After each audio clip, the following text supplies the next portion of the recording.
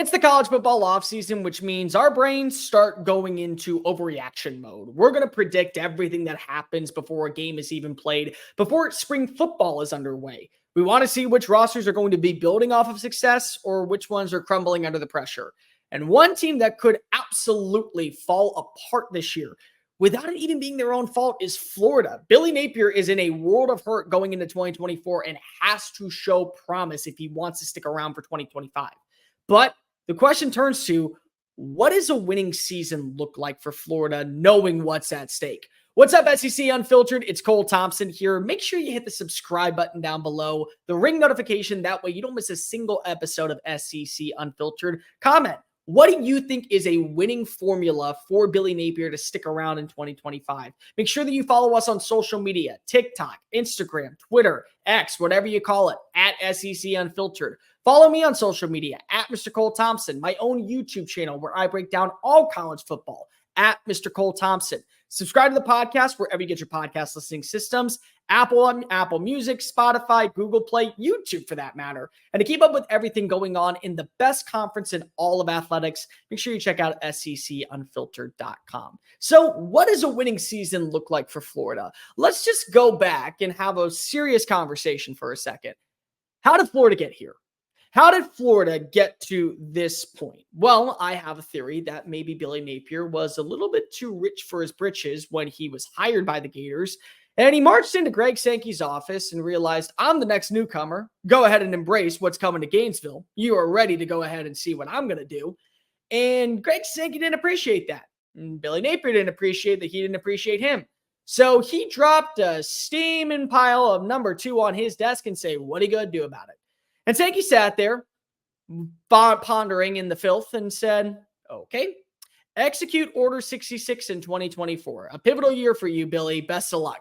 There has not been a schedule more daunting I have ever seen in my life than what Florida has this year. There has not been a schedule that has this much more trepidation than I have seen in my life of what Florida has this year. They play 8 teams with a preseason win total over 8.5. That's what they got. Just imagine you tell yourself, hey, we went 5-7 last year. We're looking to build off of what we did and going into year 3. We lost a lot of names in the recruiting trail because of just the nature of the beast. And, we have games moving ahead. Let's see. Florida State, Miami, Stanford, Texas A&M, Mississippi State, UCF, Tennessee, Kentucky. We get a breather for a minute and then close out the year with Georgia, Texas, LSU, and Ole Miss. Yeah, go ahead and sell yourself on that one. Tell me real fast, who actually looks at that schedule in the SEC minus Georgia and goes unscathed? That's what Florida is dealing with this year. And so to me, you have to go ahead and take this with a grain of salt. If you're Florida, you cannot expect as a fan to watch your team go 10-2, 9-3, 8-4, even for that matter. If they were to hit 7-5, this would be the best 7-5 team that I have ever seen in college football. That's how daunting of a schedule Florida has this year. And so you ask yourself, what is a winning formula for the Gators? Because one of the biggest rules in college football, at least for the purists like me, I have 2 limitations. Number 1, we will always call out the bureaucrats and those that want to ruin our game every single time that they make changes. Thank you, NCAA. Even you are getting confused by your own rules. And number 2, the age-old rule, you are what your record says you are, is a load of BS. You go ahead and play anybody else with this schedule in the Mountain West, in the ACC, in the Big 12, in the AAC. What do you expect from them?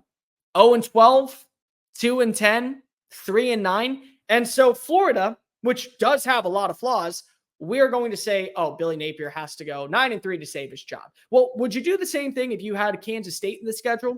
Would you do the same thing if Oregon State had to play this amount of rosters? Like, that's the problem. What I'm looking for from Billy Napier is continued growth. How have you made changes to your roster and your personnel when it comes to practices? How have you made changes that lead up to game days that will eventually lead to better results on game days? That's where you really have to look at this as a winning formula. I like Graham Mertz. I think Graham Mertz silenced a lot of critics last season when he was able to do. You look at the way that he played, absolutely better than what most expected. And he held his own as a starting quarterback. He gets another year to run the system. And maybe that does wonders for DJ Lagway as he learns how to play quarterback underneath Napier. They went out and they added in a wide receiver that is very well known with Mertz and Chimere Dike from Wisconsin. That was the number one wide receiver in Madison when Mertz was the Badgers starting quarterback. And so now you lose Ricky Pearsall, but you replace a guy who already has experience working with a quarterback like Mertz, and you have Eugene Wilson.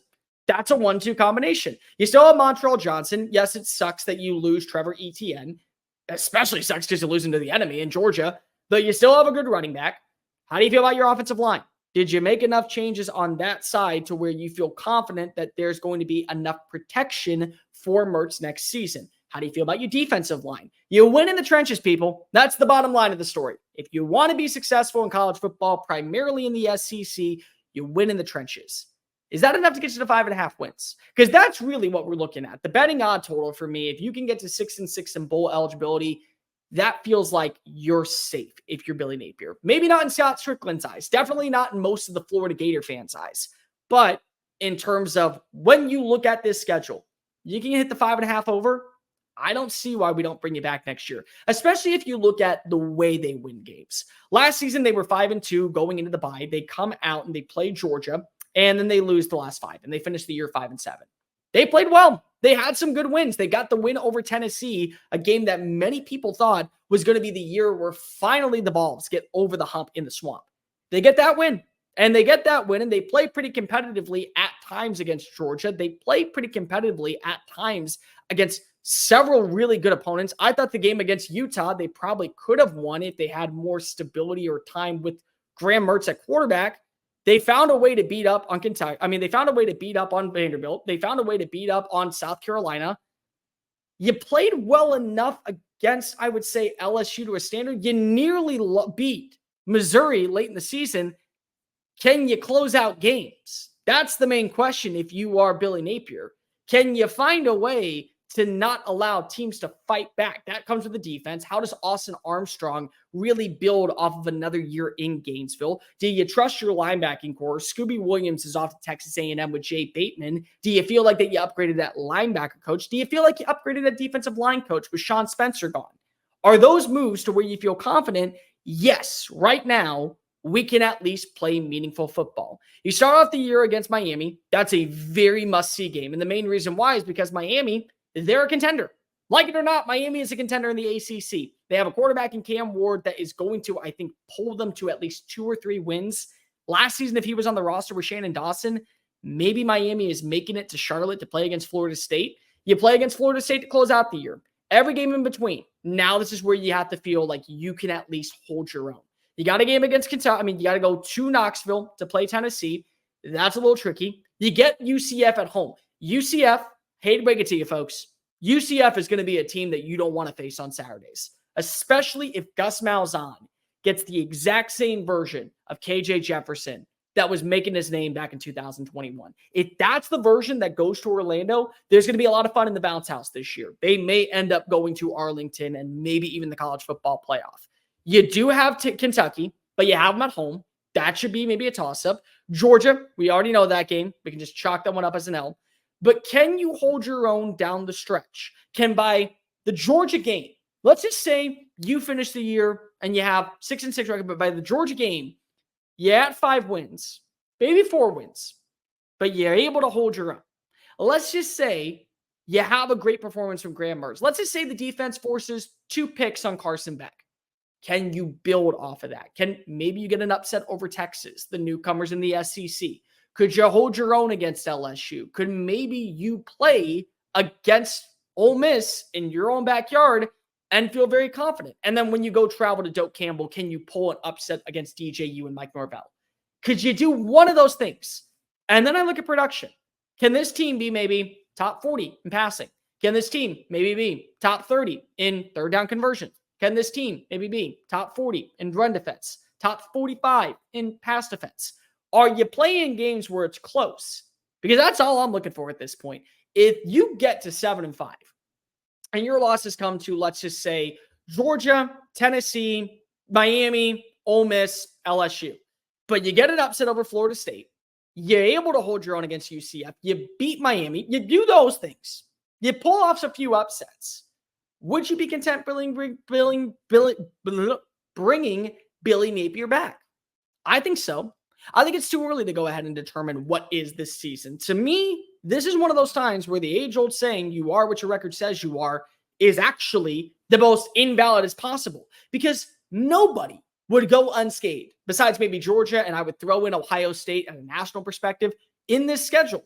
Nobody would. Oregon wouldn't. I don't think Texas A&M would. I don't think Texas would. I don't think Ole Miss would. Nobody would be able to make it through undefeated and come out the other side stronger because of it. So why are you putting that much pressure on Billy Napier to be the guy? If there's growth, if there's positivity, if the roster is cohesive, if by the end of the season, you know that they are playing their best football and their best is just against higher competition, that's enough to say, I'm willing to bring him back. But if regression sets in, if you're watching the offense fumble, if you're watching the team not have any life in the third quarter, if they're basically waving the white flag with 15 minutes left and you just see a dark, gloomy cloud hanging over Gainesville, that's when Scott Strickland realizes he's not the guy. Billy Napier is no longer the right head coach. And maybe Napier realizes it. He pulls a Jeff Hafley and goes elsewhere. Maybe that's what happens. But I can tell you this much. If you're banking simply on record, 8-4, 9-3, Billy Napier will be back, you're out of your mind. Because you wouldn't do it to a guy like Josh Heupel. You wouldn't do it to a guy like Kirby Smart. You wouldn't do it to a guy like Steve Sarkisian. Are you really going to do it to Billy Napier because you hate him that much? The guy has experience in the SEC. Like, this is not a problem when it comes to the recruiting part. It's just about building off the roster. This is where a guy like I think Dan Mullen's really missed right now. Because even though he didn't recruit, he got the best version of the players every single week. Can you get that version of Billy Napier with the recruits he's bringing in? If so, you're in really good hands. If not, well, then there's the reason. To me, you get to 7-5 this year, Billy Napier's safe. You get to 6-6 this year, but you're top 50 in almost every single metric, offensively and defensively, Billy Napier is safe. You get to 5-7, that's when the conversation starts that maybe Napier is not the guy. And unfortunately, when you look at the schedule, it's a little challenging to say 5-7. You can find 5 secure wins on the record. Make sure you hit the subscribe button down below. Leave a comment telling me, what does a winning season look like for Florida in 2024? Follow us on social media, Twitter, X, Instagram, TikTok, at SEC Unfiltered. Download the podcast of SEC Unfiltered wherever you get your podcast listening systems. iTunes, Spotify, Google Play. Make sure that you follow me on social media at Mr. Cole Thompson, my own YouTube channel at Mr. Cole Thompson, and to keep up with everything going on in the SEC, college sports #1 conference. Make sure that you visit us at secunfiltered.com. I'm Cole Thompson. Until next time, folks, later.